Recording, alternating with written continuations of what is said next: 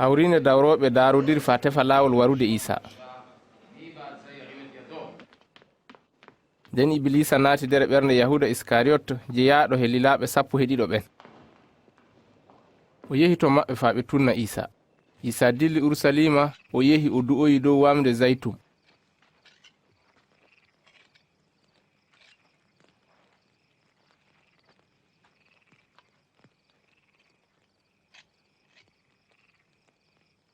du'e sabi to ci'aaki hewtu on.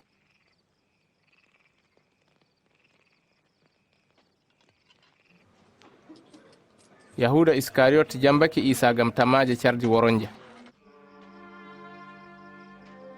Iisa faami ko wakkati mayde mum ɓadake sanne, kayre woni cakkol gam hakkeji himɓe. O du'ake.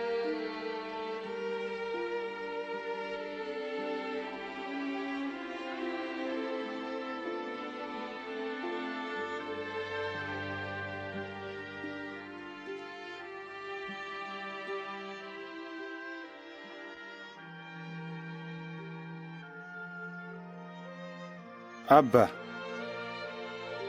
seni a jaɓani kam, woɗɗinan torra ka, dey to laato muuyo am, amma laato muuyo ma an. nden maleykajo ƴuuɗo dow kammu wanganimo gam sembinɗinamo. bolinol makko laati hano toɓɓe ƴiƴan no sinto dow leydi.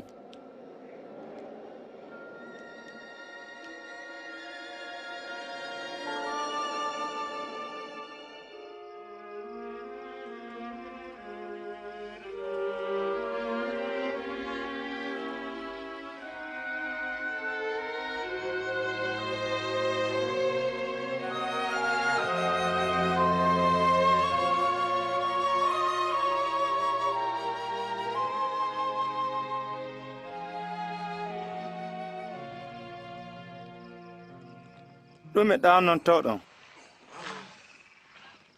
umme du'e sabi to ci'aaki hewto on.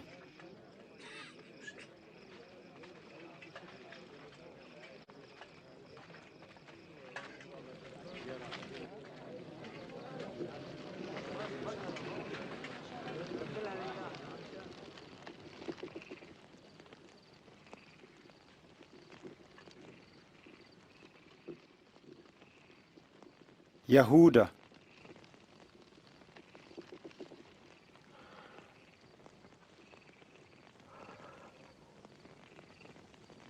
e bundaaki jambortoɗa ɓi neɗɗo na?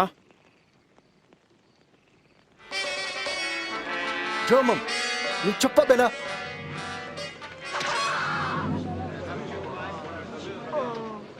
jehe nangemo. Acce.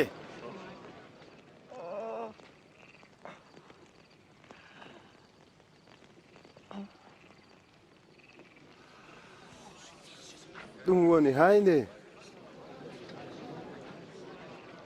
on gardi he takubaje e cabbe hano mi tetowo.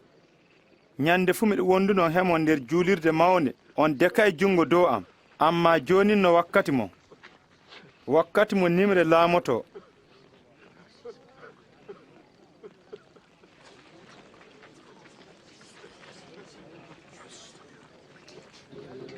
nangemo.